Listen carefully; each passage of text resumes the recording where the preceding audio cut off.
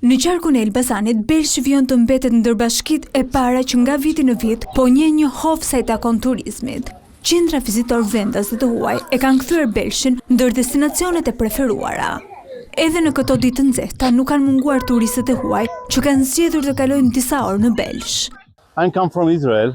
Unë vi nga Izraeli dhe për Belshin kam dëgjuar 8 vite më parë gjatë një udhëtimi që kam bërë për të shkuar në Berat. Ne kaluam nga Belshi dhe që atëherë çdo udhëtim timin e bëj nga Belshi.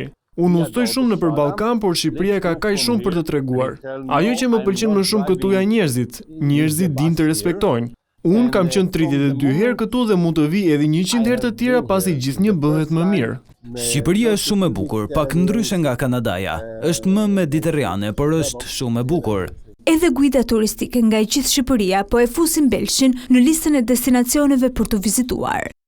Është një destinacion i përjapshëm, kryesisht e preferojmë për atraksionin natyror që ka, por gjithashtu edhe për ushqimin.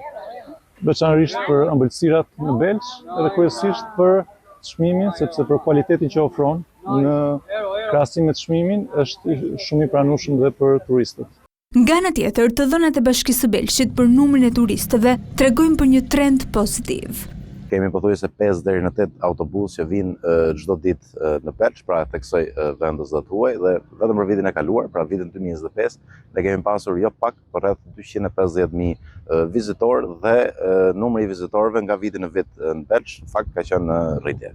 Belsh është një qytet që po zhvillon turizmin në 4 stinët e vitit, duke e kthyer në një promotor të rëndësishëm të ekonomisë, por edhe zhvillimit në qarkun e Elbasanit.